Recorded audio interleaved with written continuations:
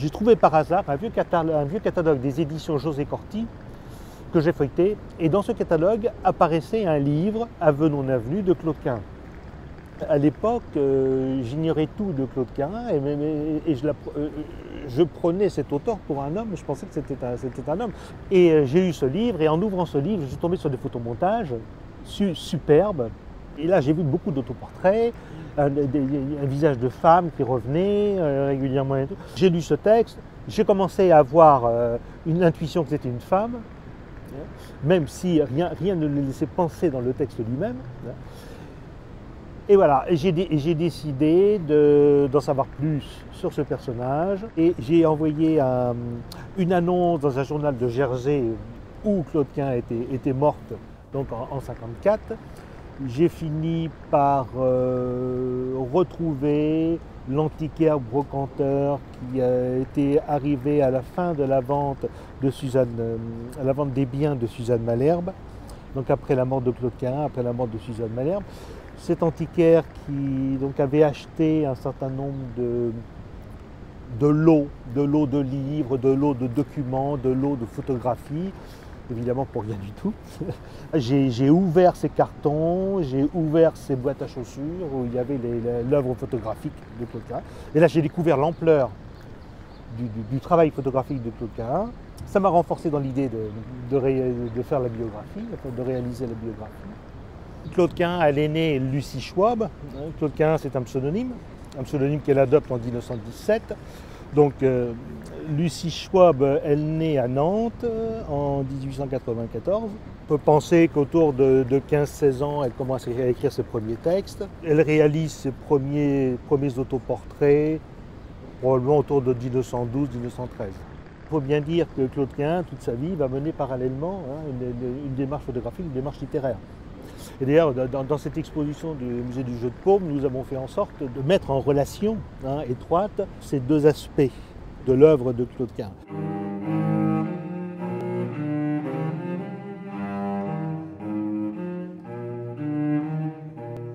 Elle fait de fréquents séjours à Paris à la fin de la guerre de 14 jusqu'au début des années 20. Et puis elle s'installe définitivement autour de 1922-1923. Elle entre en relation avec un certain nombre d'artistes et d'écrivains. Elle se lie étroitement avec Henri Michaud. Elle va rencontrer des surréalistes dissidents comme Robert Desnos, Georges Ribemont d'Essaigne. La première rencontre avec André Breton se fait en avril 1932. À partir de cette rencontre, elle va s'associer étroitement avec le groupe surréaliste. Elle restera très, très proche des surréalistes et en profonde sympathie avec leur démarche jusqu'à la fin de sa vie. Il y a aussi une activité intense sur le plan politique. Elle participe à la fondation d'un mouvement politique animé par Georges Bataille et André Breton, que l'on appelait Contre-Attaque, donc en 1935-1936.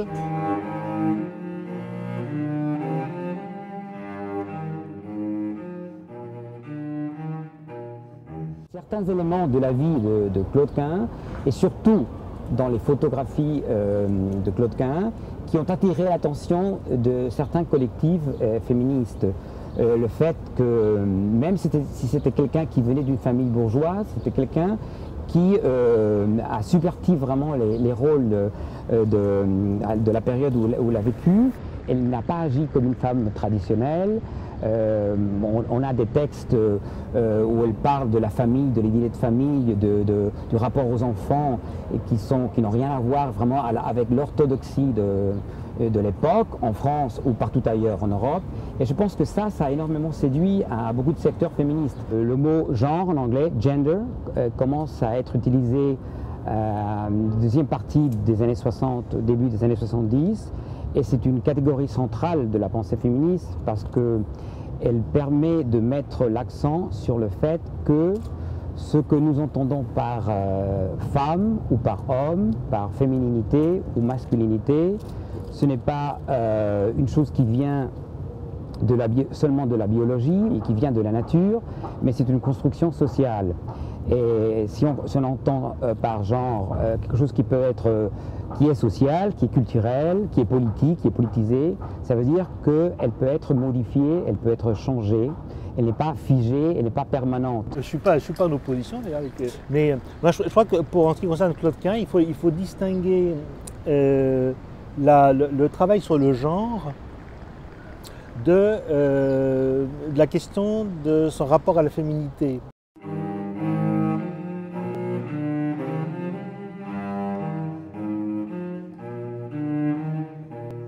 Il y a chez Claude Quin, à l'évidence, une volonté de se singulariser. Que vise-t-elle? Probablement à une conquête de soi. Elle manifeste ce désir de se refaire ou de se faire, je dirais d'une certaine manière de s'auto-engendrer. Son œuvre photographique participe d'une création de soi, d'une invention de soi. On voit bien dans les autoportraits. Ces autoportraits mettent en avant toujours cette dimension de la reconstruction, de la métamorphose, de la transformation de soi. Essayer en quelque sorte de répondre à des images qui sont des images de soi, des images intérieures. Ce qu'elle veut conquérir ou atteindre, c'est son propre genre, si tant est que ce soit possible. Et peut-être même un genre qu'elle voudrait unique, incomparable. Parce qu'elle a ce souci de l'exception, le souci de se singulariser passe aussi dans cette mise en question du genre et cette recherche d'un genre qui serait au-delà de tous les genres. Je pense que par exemple, il y a un rapport assez intéressant qu'on pourrait peut-être établir, parce que c'est pas pareil le féminisme traditionnel des années 70-80 que la mouvance queer. Là, il y a une différence importante. La mouvance queer, qui est aussi féministe, mais revendique, disons, le goût de ce qui n'est pas identitaire. Alors je pense que du moment que Claude Quin ne s'identifiait pas à un genre en particulier, ni masculin ni féminin, elle parlait de neutre à un moment donné, et ça je pense qu'il permet d'établir un terrain commun entre la mouvance queer et Claude Quin, même si évidemment elle n'a jamais pu songer à ça, parce que même le nom queer, sûrement elle le connaissait parce qu'elle parlait très couramment l'anglais, mais à l'époque ça avait un autre sens. À l'époque c'était une insulte, c'était une injure, c'était pédé par exemple. Ça rejoint ce souci qu'elle a de faire valoir la liberté d'expression, la liberté d'agir, la liberté d'être, dans toutes ces dimensions et dans toutes ces radicalités. Parce que finalement, au bout du compte, chacun est dans une situation de jouer un rôle. Elle dit « le moindre d'entre nous est acteur », le moindre d'entre nous est acteur. Libre de jouer le rôle exaucé, etc. Sous le masque, un autre masque ne fait que soulever le voilà, masque. Sous le masque, un autre masque. Les êtres se manifestent, agissent plus dans l'imaginaire qu'ils n'agissent dans le réel. Ce que nous avons essayé de faire valoir aussi dans l'exposition, me semble-t-il, c'est aussi cette dimension de l'imaginaire, cette dimension de l'image. C'est que chez Claude Quin, elle privilégie la dimension imaginaire. Elle peut douter de la réalité des choses, mais elle ne doute pas des images. Là, elle est bien dans la perspective surréaliste, où finalement le monde est constamment mis en question par rapport aux possibilités de transformation, de métamorphose. Notamment à travers l'image.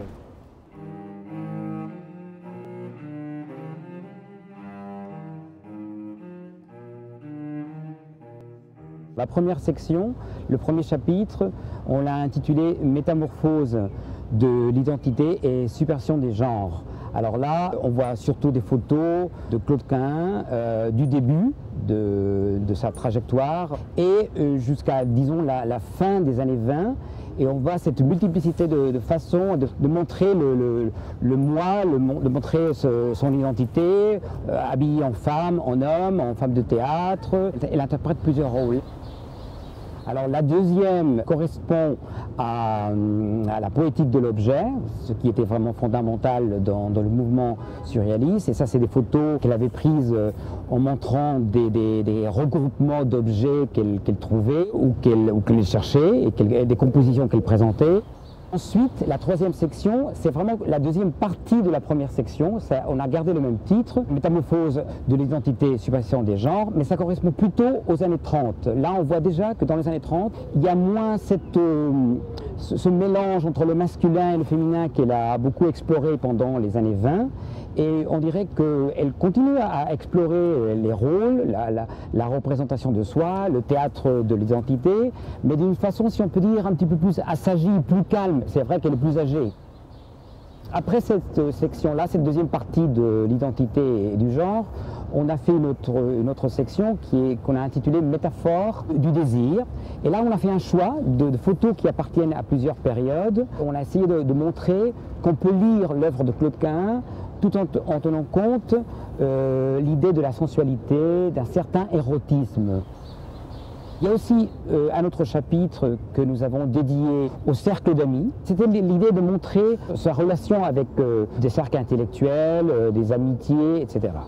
Il y a une autre section qu'on a intitulée « Entre nous ». Ça nous permet de montrer la collaboration, la coopération entre les deux femmes, entre les deux femmes du couple, entre Suzanne Malherbe et Claude Cahun.